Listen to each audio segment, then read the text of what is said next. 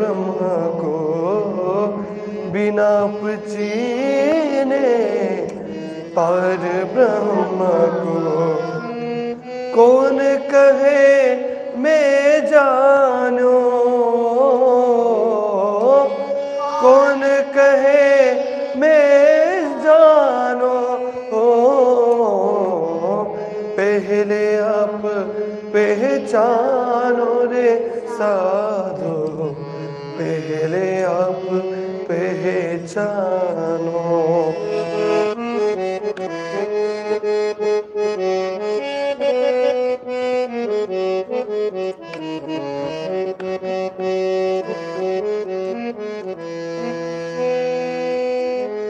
पीछे ढूंढो घर अपनो, तब कौन ठोर ठहरानो।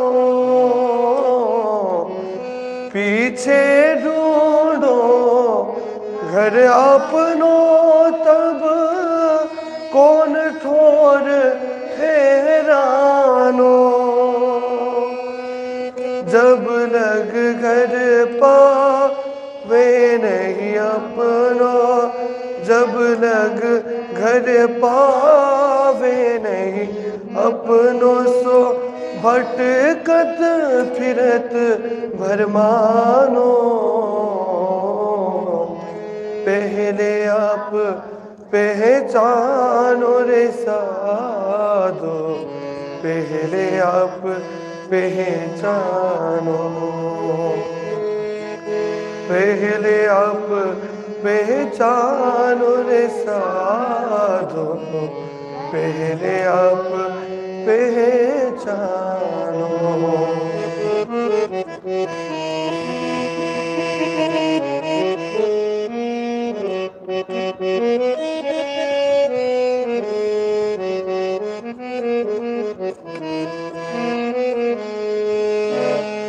पांचों तत्व मिला मोहल रचो है, सो अंतरिक्ष क्यों अटकानो। पांच तत्व मिला मोहल रचो है, सो अंतरिक्ष क्यों अटकानो। या के आस पास अटकाव नहीं तुम, या के आस पास अटकाव नहीं तुम। जाग के संशय भानो, पहले आप पहचानो रे साधो, पहले आप पहचानो। पहले आप पहचानो रे साधो, पहले आप पहचानो।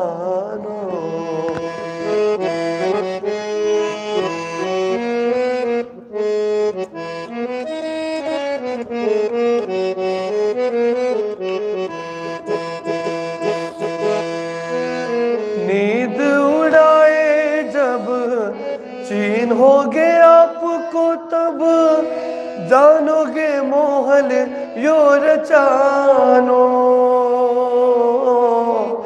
नींद उड़ाए जब चिन्होगे आपको, तब जानोगे मोहल यो रचानो। तब आपे घर पाओगे अपनो, तब आपे घर पाओगे अपनो। देखोगे अलख लखानो,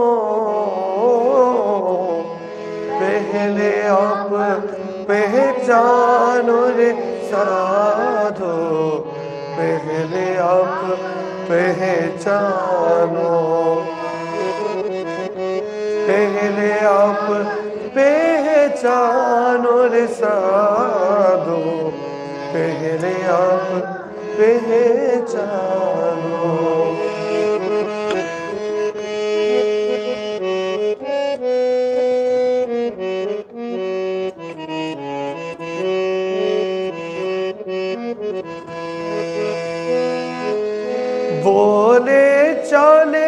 पर कोई न पहचाने, परखत नहीं परखानो।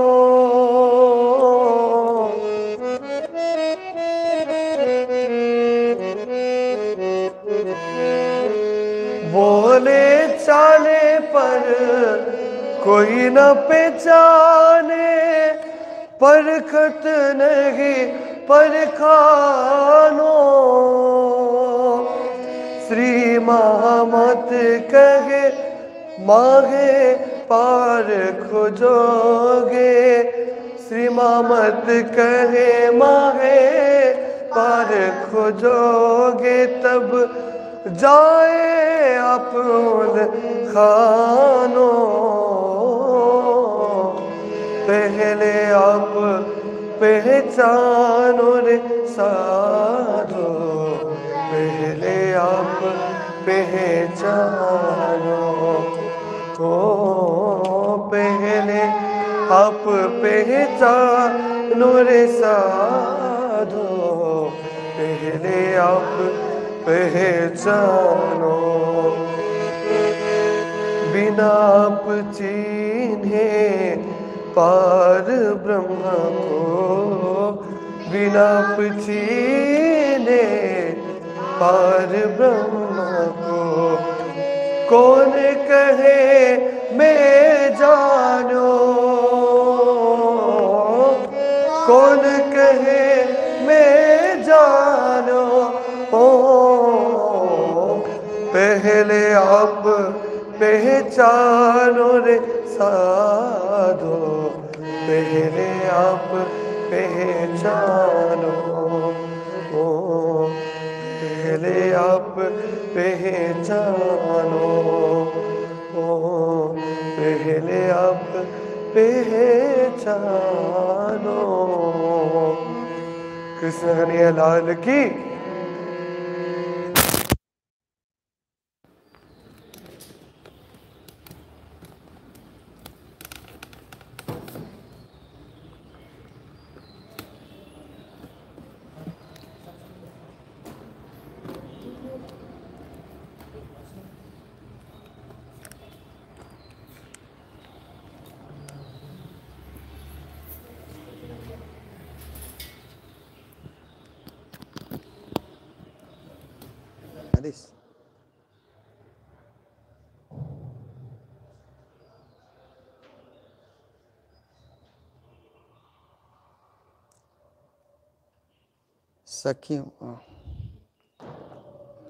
सखियों बात हूँ के ही करूं, मारो जीव मारो नरम, बल्लभ मारा जीवनी प्रीतम, अलग करूं हूँ के माँ, अलग करूं हूँ के माँ। बोलो कृष्ण कन्हैया लाल की, श्री सद्गुरु महाराज की, श्री प्राणनाथ प्यारे की, महारानी बाईजुराज की, महाराजा छत्रसाल की, गुरुजी मंगलदास महाराज की, श्री कृष्ण प्रणामी धर्म की, तीनों पुरी धाम की, सर्व सुंदर साथ की, तमथी अलगो जे रहूं प्रणाम। उपस्थित धर्म प्राण शिरोमणि सुंदर साथ जी, माताएं बहनें भाइयों, देखिए हम सब जीवन को सफल बनाने के लिए, मनुष्य जीवन को भी अवतार कहा जाता है ना, मनुष्य अवतार। उस मनुष्य अवतार को साकार करने के लिए, सुंदर बनाने के लिए, सजाने के लिए, सफल बनाने के लिए चर्चा में बैठते हैं, कथा में बैठते हैं, प्रवचन में बैठते हैं, कीर्तन में बैठते हैं, ताकि जीवन का पूरा अर्थ और जीवन का पूरा मूल्य समझ आ जाए। ऐसे तो कुछ हमें समझ नहीं होता है। देखिए छोटे बच्चे होते हैं तो माता पिता समझाते हैं, थोड़े बड़े होते हैं तो स्कूल के शिक्षक समझाते हैं कि जीवन का अर्थ क्या होना चाहिए, और बड़े हो जाते हैं तो गुरुजन प्रवचन के माध्यम से समझाते हैं कि जीवन का मूल्य कितना दुर्लभ है, मनुष्य जीवन कितना दुर्लभ मिला हुआ है, इसका सदुपयोग कैसे हो, सच्चे उपयोग में, अच्छे उपयोग में इसको कैसे लगाएं। ये सारी बातें प्रवचन के माध्यम से, चर्चा के माध्यम से हम लोग सुन रहे हैं। तो देखिए, एक है जीव जो जन्म लेता है ना माँ के गर्भ से, उसे जीव कहा जाता है। तो जीव अज्ञान अवस्था में होता है, अबोध। जैसे बालक का जन्म हुआ तो उसको क्या ज्ञान होगा, कुछ भी नहीं, माँ को भी नहीं पहचानता है, पिता को पहचानना तो दूर की बात रही, और परिवार को पहचानना और दूर की बात रही। पर हमारे ज्ञानी जन कहते हैं कि बच्चा 3 दिन से माँ को पहचानने लग जाता है। जन्म होने के बाद तीसरे दिन से माँ को पहचानने लग जाता है, और पिता को पहचानने में तो 3 महीने लग जाते हैं उसको। 3 महीने का होगा ना, तब जाकर के कहीं पिता का उसको ध्यान आने लगता है कि ये मेरे पिता हैं, स्वजन हैं। फिर उसके बाद धीरे धीरे 4 महीने, 5 महीने, 6 महीने में परिवार के सदस्य को पहचानने लग जाता है, अन्यथा वो अज्ञान अवस्था में ही होता है। तो धीरे धीरे पहचान कराया जाता है उसको, माँ को माँ कहने की उसको बोली सिखाई जाती है कि मुझे माँ कहो, और पिता पिता या जो भी है, बाप है, पिता है, तो उस ढंग से वो अपना परिचय सिखाता है। फिर कोई बड़ा भाई है, बहन है, परिवार के और सदस्य हैं, काका है, मामा है, सबका परिचय कराया जाता है। फिर उस जीव को ज्ञान होता है। ज्ञान होने के बाद दूर से माँ को देखेगा ना, पहचान जाता है, दौड़ करके माँ की गोद में चला जाएगा, और बड़ा होगा तो माँ को भी प्रणाम करेगा, बाप को भी प्रणाम करेगा, परिवार के सदस्यों को भी प्रणाम करता है। पहचान होने के बाद, जब तक ज्ञान नहीं है, जब तक अबोध अवस्था में है, तब तक तो उसको कुछ पता नहीं किसको प्रणाम करना चाहिए, किसका आदर करना चाहिए, कौन अपना कौन पराया, कुछ अबोध अवस्था में कुछ पता नहीं होता है।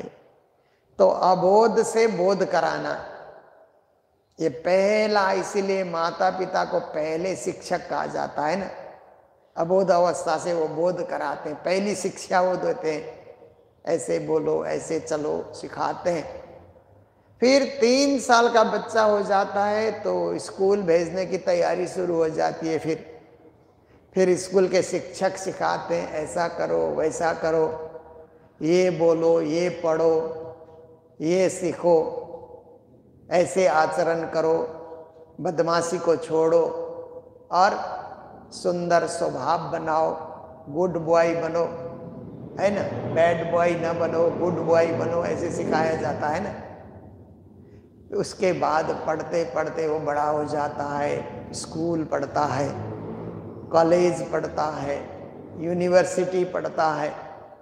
पढ़ पढ़ करके फिर जब वो समझदार होता है, समाज में लौट करके आता है, तो फिर गुरुजन मिलते हैं, आध्यात्मिक गुरु। फिर आध्यात्मिक गुरु बताते हैं कि आत्मा को पहचानो। पहले तो शरीर को ही पहचाना, परंतु अब आध्यात्मिक गुरु कहते हैं मात्र तुम शरीर नहीं हो, तुम्हारे अंदर जो चेतना है वो भी तुम ही हो। इसीलिए पहले आप पहचानो, अपनी चेतना को पहचानो, और उस चेतना को महाचेतना की ओर लिए चलने के लिए भक्ति करो, भजन करो, सेवा करो, सुमिरन करो। तो ये सब क्या है कि शिक्षाएं हैं। इन शिक्षाओं के द्वारा, इन व्यवस्थाओं के द्वारा हम आगे बढ़ सकते हैं, जीवन को सुंदर सजा सकते हैं। तो ब्रज की जो गोपियां हैं, जो सखियों के रूप में रास में पहुंच चुकी हैं, पहले पहले ब्रज भूमि में उनको भी नहीं पता था। वो जब ब्रज भूमि में वो थी और सुरता आकर के प्रवेश कर जाती है ब्रह्म सृष्टि की, फिर भी उनको लगता है हमारा घर यही है, जो मिट्टी पत्थर से बना हुआ घर है इतना ही हमारा घर है, और घर के परिवार ही हमारे सदस्य हैं, ऐसा उनको लगता था।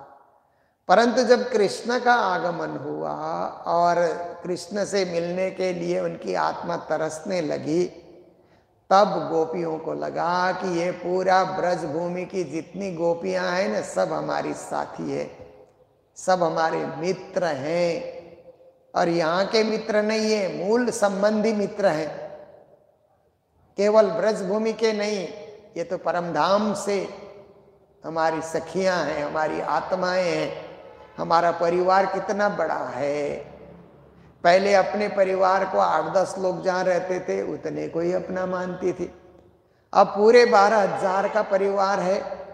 कितना बड़ा परिवार, आत्मिक परिवार।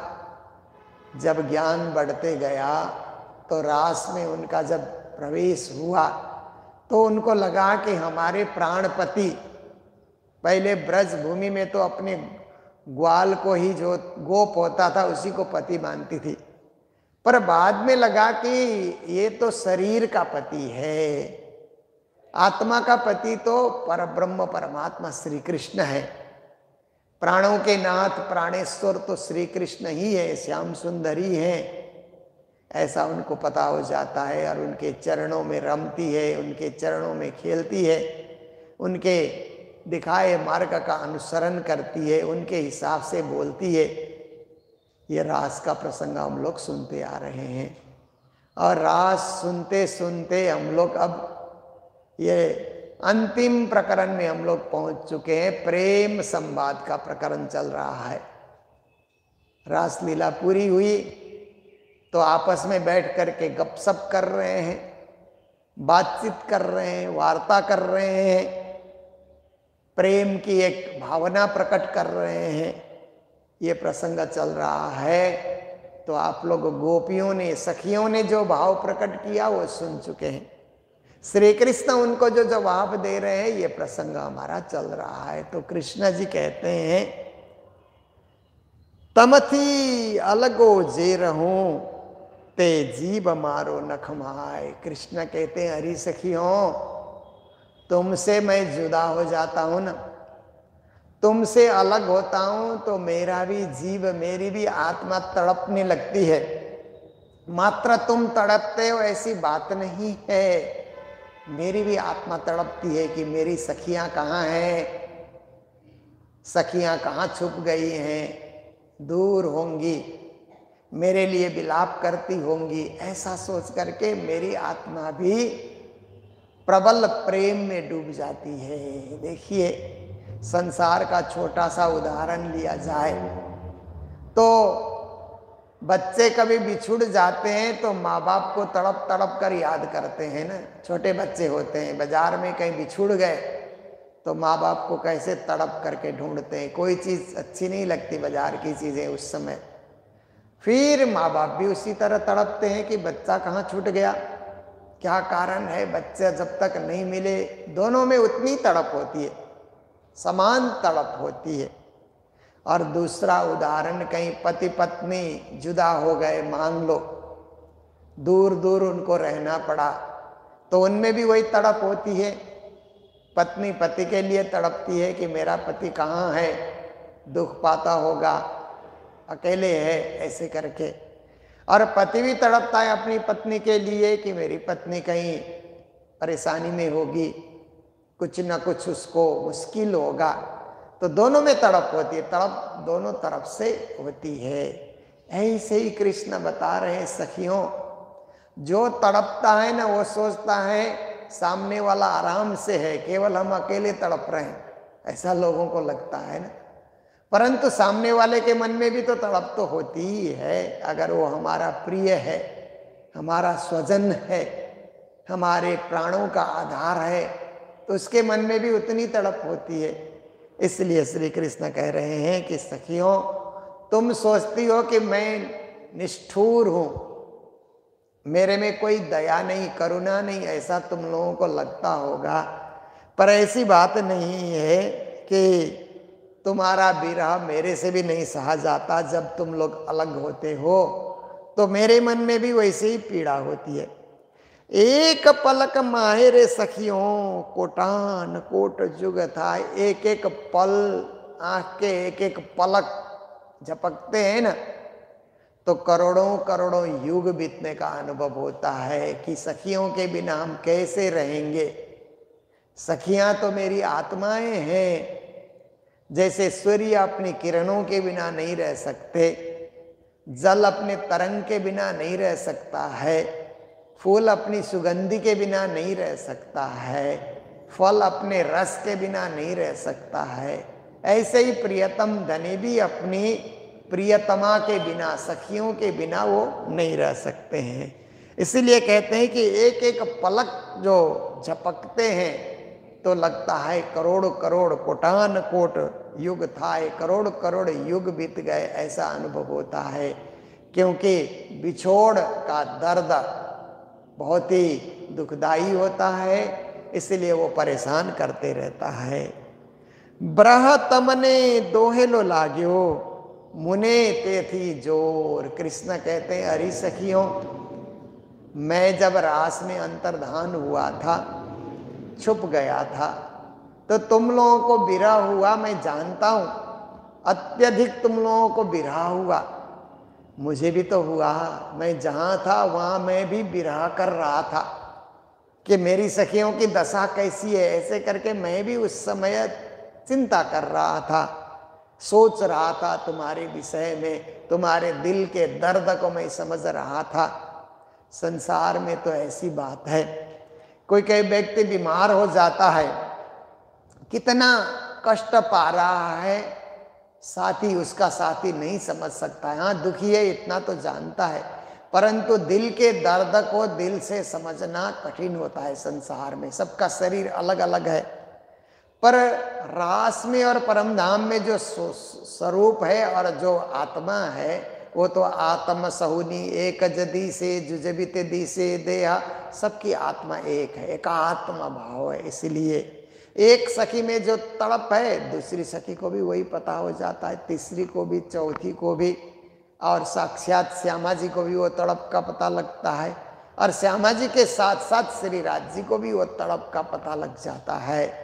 सुख भी एक साथ सबको अनुभव होता है, दुख भी एक साथ अनुभव होता है, पर परम धाम में दुख नाम की चीज नहीं है। इसीलिए ब्रजरास का और जागनी का खेल दिखाया, तो रास में जरा भी दुख नहीं हुआ, पर 2 बार सखियों को दुख का अनुभव करना पड़ा कि दौड़ करके जब गई, योग माया ने स्वरूप और श्रृंगार बदला, उस समय कृष्ण से मिली तो उथला, फिर श्री कृष्ण ने घर लौटो घर लौटो घर लौटो।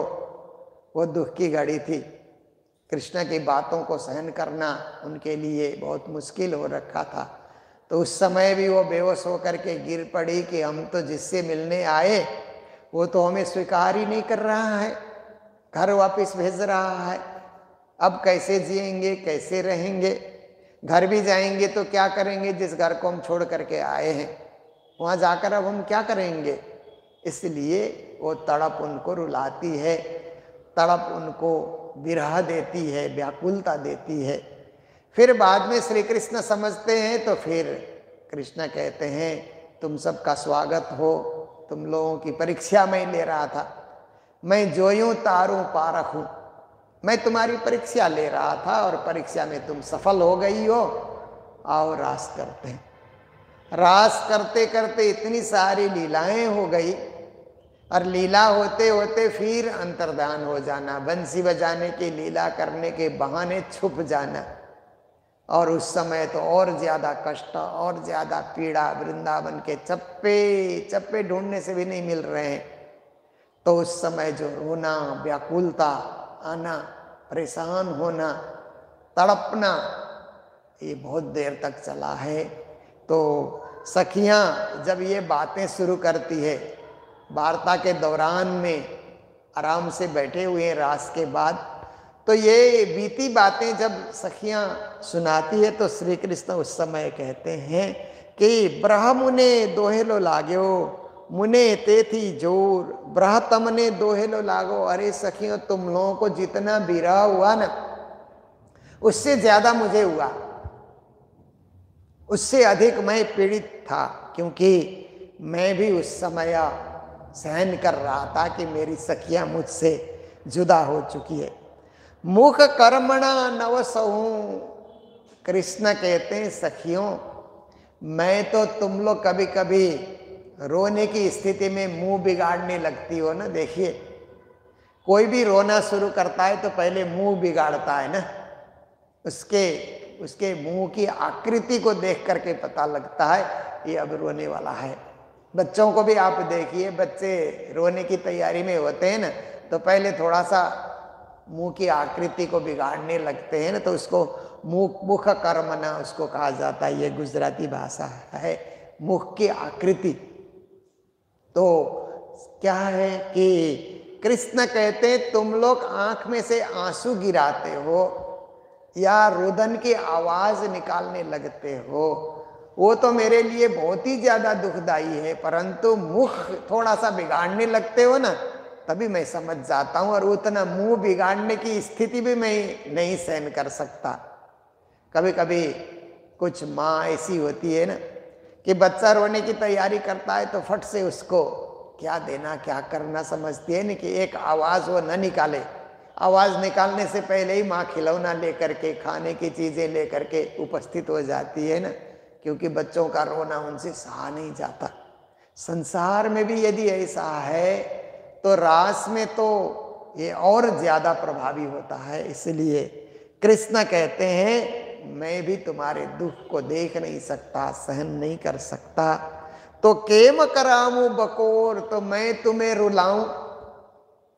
संसार में तो कई कई लोगों को रुलाने में आनंद आता है ना, रुलाते रहते हैं ना, कई कई शब्द ऐसे सुनाते हैं तो रोना आ जाता है। बच्चों को रुलाना, गरीबों को रुलाना, कभी कभी माँ बाप को रुलाना। संसार में क्या है कि कुछ लोग ऐसे सोचते हैं, भाई भाई को रुलाता है कभी कभी। संसार में कुछ लोग सोचते हैं कि रुलाने में भी मजा आता है, ऐसा सोच करके रुलाते रहते हैं, कठोर स्वभाव बना करके किसी को कष्ट देते रहते हैं। पर श्री कृष्ण कहते हैं मैं क्यों करूं ये बकोर, मतलब पुकार करना, वेदना प्रकट करना। ऐसे वेदना के वाक्य तुम्हारे मुख से निकले, ऐसी स्थिति हम क्यों पैदा करें, हम करते ही नहीं है। पर ये लीला हो रही है और लीला का संचालन मूल स्वरूप पूर्ण ब्रह्म परमात्मा कर रहे हैं ना, परम धाम से। इसलिए कितनी देर लीला करना, कितनी देर नाचना। जैसे कहीं भी कोई ड्रामा या नाच होता है ना, तो उसका एक डायरेक्टर होता है ना, ड्रामा कराने वाला जो डायरेक्टर होता है, नृत्य कराने वाला, वो जानता है कि कितने देर उनको नचाना है और कितने देर उनको फिर रुलाना है, हंसाना है। ये तो जो डायरेक्टर है उसको पता है। ऐसे ही पूर्ण ब्रह्म परमात्मा मूल स्वरूप डायरेक्टर होकर के ब्रज की लीला करा रहे हैं, रास की लीला करा रहे हैं, जागनी की लीला करा रहे हैं। तो वो कब तक सखियों और कृष्ण का रासेश्वर का मिलाप कराना, कब जुदा कराना, ये उनके हाथ में है। फिर भी श्री कृष्ण कहते हैं कि मैं दुख सहन नहीं कर सकता। जेम कहो तेम करूं रे सखियों, बाध्या जीव जीवन न। अरे सखियों, जैसा चाहो वैसा मैं करने के लिए तैयार हूं। तुम कहो माफी मांगो तो हम मांग लेंगे, क्योंकि उससे तुम लोगों को चैन मिलता है, शांति मिलती है। तो कोई माफी मांगने से छोटा नहीं होता है। कभी कभी कुछ लोग क्या करते हैं संसार में, कोई गलती हो जाए और माफी मांगना पड़े तो सोचते हैं कि हम झुक गए, हम छोटे हो गए, ऐसा सोचते हैं।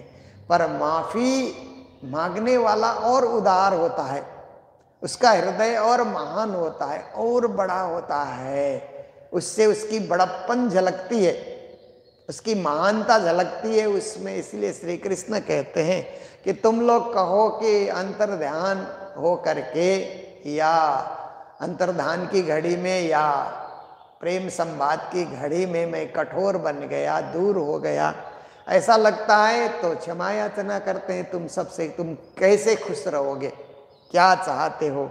बाध्या जीव जीवन, कहते हैं मेरा जीव तुम्हारे साथ बंधा हुआ है, तुम मेरे लिए, तुम जीवन हो, तुम्हारे लिए मैं जी रहा हूं, तुम मेरे लिए जी रहे हो। आत्माएं परमात्मा के लिए जीती है, परमात्मा आत्मा के लिए उपस्थित होते हैं। देखिए, परमात्मा का आना आत्माओं की खुशी के लिए होता है। आत्माएं परमात्मा को पाकर के प्रसन्नता व्यक्त करती है। एक दूसरे का जीव एक दूसरे के जीवन के साथ जुड़ा हुआ है, अभिन्न संबंध है, अद्वैत और अखंड संबंध है, जिसको विच्छेद नहीं किया जा सकता, अलग उनको किया नहीं जा सकता है। तो ऐसी स्थिति है, तुम मेरे जीव के जीवन हो सखियों, कहो जो कहो सो मैं करने के लिए तैयार हूं। अदखिन अलगो न थाऊं, करार करो तमे मन्ना, जो हुआ सो हुआ। 2 बार हमने जुदागी दी। एक तो ब्रज में जुदागी दी कि 52 दिन तक हम तुम्हारे साथ नहीं खेले, तो 52 दिन ब्रज में हमने जुदागी दी, वो एक कष्ट तुम्हारे मन में है। रास में अंतर्धान होकर के हमने जुदागी दी, वो कष्ट तुम्हारे मन में है। अगर ऐसी बात है तो श्री कृष्ण कहते हैं कि अब तीसरी बार जुदागी नहीं दिया जाएगा। 2 बार तो जुदागी हो गई सो हो गई, अब तुम ऐसा सोचो कि तीसरी बार भी हमें जुदागी देंगे, ऐसे हम नहीं करेंगे, होगा ही नहीं। तुम्हारी इच्छा से होगा, हमारी इच्छा से नहीं होगा। हम ऐसा कभी सोचते ही नहीं कि हम तुमको बार बार रुलाएं, पर तुम अपने आप अगर ऐसी इच्छा रखोगे तो वो तुम्हारी मर्जी है। देखिए, ब्रजरास के बाद जागनी में भी तो फिर जुदागी तो होती है ना, तीसरी जुदागी जागनी में, क्योंकि जागनी के ब्रह्मांड में भी देश परदेश में सखियां आती हैं, तो फिर श्री सद्गुरु देवचंद जी प्राणनाथ जी न मिलने तक सखियां तड़पती है, तीसरी जुदागी ये हो जाती है। पर कृष्ण नहीं चाहते थे, राज्य नहीं चाहते थे, पर सखियों ने कहा कि पूरा खेल नहीं दिखाया आपने, ब्रजरास दिखाने के बाद भी पूरा खेल नहीं दिखाया, कुछ आपने छुपा करके रखा है। तो फिर तीसरी बार इस जागनी के ब्रह्मांड में भेजना पड़ा। तो ये सब चीजें हैं, पर स्वयं श्री कृष्ण कहते हैं करार करो तमे मन्ना, मन में शांति धारण करो, क्योंकि अशांति को बढ़ाने से सुख नहीं मिलता है, शांति को बढ़ाने से सुख मिलता है। जीवन में शांति धारण करो तो सुखी रहोगे, अशांति धारण करो तो दुखी रहोगे हमेशा, क्योंकि अशांति की घड़ी जो है ना बहुत लंबी तो नहीं होती है, परंतु उसी को आप पकड़े बैठे रहे तो जीवन ही अशांत बन जाएगा। शांति की घड़ी ज्यादा लंबी होती है, उसको आप जीवन में छाए रखोगे तो आनंद से जीवन जी सकोगे। ए बड़ा दुख तमे कहाँ करो, हूँ दऊं एम के मछेहा, कृष्ण कहते हैं। इसलिए दुख शब्द को निकाल दो अपने जीवन से, जीवन में उसको संजोए मत रखो। हम रास में है ना, ब्रज में और जागनी के ब्रह्मांड में अलग बात है, वो काल माया का ब्रह्मांड है। हम योग माया के ब्रह्मांड में तो दुख शब्द को साथ में पिरोए क्यों रखना, साथ में संजोए क्यों रखना, उसको निकाल दो, दुख रहित बन जाओ, तो दुख द्वंद्व से परे हो जाओ। हूँ दऊं एम केम छेह, हम किनारा तुमको देंगे ही नहीं, दूर करेंगे ही नहीं, दूर हो जाओ मेरे से, ऐसा तो हम कभी कहेंगे ही नहीं। हमारा स्वभाव ही ऐसा नहीं है। हमारा स्वभाव तो सबको करीब रखने का, सबको मिलाए रखने का, सबको जोड़े रखने का, ऐसा हमारा स्वभाव है। हम कभी किसी को वंचित नहीं करते। तो तुम लोग हमें दूर करेंगे ऐसे मन में सोचते ही क्यों हो। तमे मारा प्राण ना प्रीतम, मारी सखियों तुम ही तो प्राण प्रिय हो। जैसे तुम मुझे प्रीतम कहती हो, ऐसे ही हम तुम्हें प्रीतम कहते हैं। इसलिए बाध्या मूल स्नेह, हमारा मूल संबंध परम धाम से बंधा हुआ है, इसलिए वो संबंध कभी छूटेगा नहीं। संबंध छुटाने के लिए हम नहीं आए हैं, संबंध का स्मरण कराने के लिए, संबंध को फिर से जोड़ने के लिए, फिर से एकत्रित करने के लिए मैं आया हूं। प्राण पे बल्लभ छो मुने हरि सखियों, तुम मेरे लिए प्राण से भी बल्लभ, प्राण से भी प्रिय हो। एम करो हो के मां, इसीलिए हम कभी तुमसे छल नहीं करेंगे, भेद नहीं रखेंगे।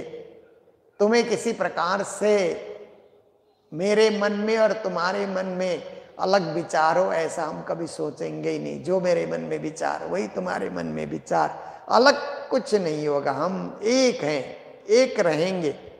मैं वृंदावन मुँह क्यों न थी, मैंने भी वृंदावन नहीं छोड़ा था, मैं भी वृंदावन में ही था, पर मूल स्वरूप ने जोश खींच लिया ना। फिर मूल स्वरूपे देखा तीत ए दो मगन होए खेलत, जब जोश लियो खींच कर तब चित्त चौक वही अक्षर रास करते करते मूल स्वरूप ने अपना जोश खींच लिया।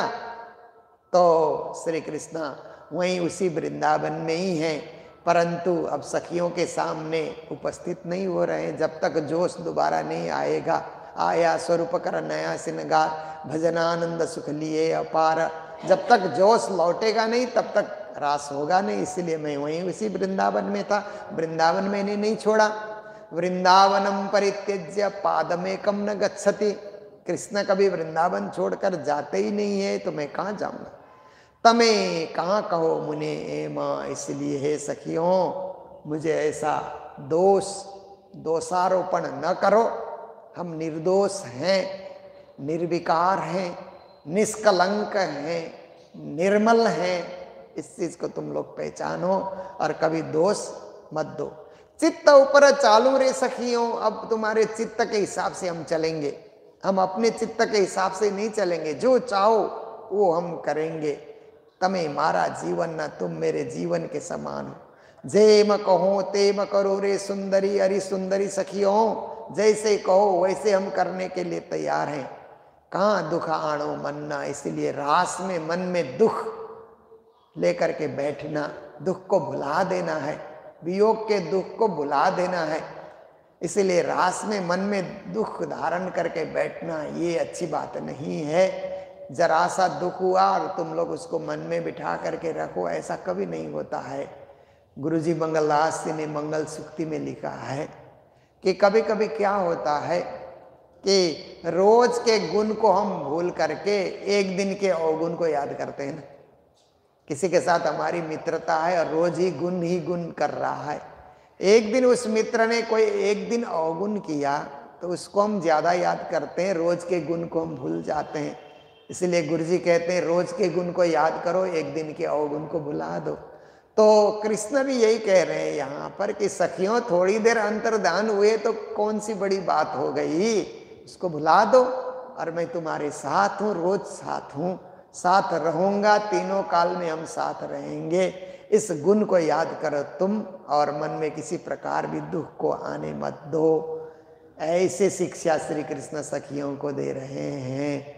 तो इससे हमें यही समझना है कि श्री राज जी हमारे कितने निकट हैं और कितना हमारा ख्याल रख रहे हैं और किस प्रकार हमें परम पद और परम धाम ले जाने के लिए तैयारी कर रहे हैं। ये सब जानने की बात है, समझने की बात है। आज का हमारा समय पूर्ण होने आया, इसलिए प्रसंग को यहीं विराम दे रहे हैं। बोलो सतगुरु महाराज की, श्री प्राणनाथ प्यारे की, सर्व सुंदर साथ की। चित्त ऊपर चालू रे सखियों,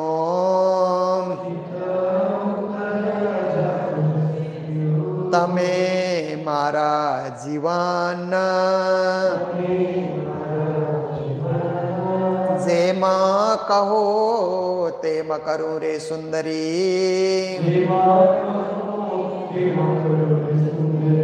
कहाँ दुखाणो माना, कहाँ दुखाणो माना। बोलो श्री प्राणनाथ प्यारे के, श्री धाम के धनी की प्रणाम।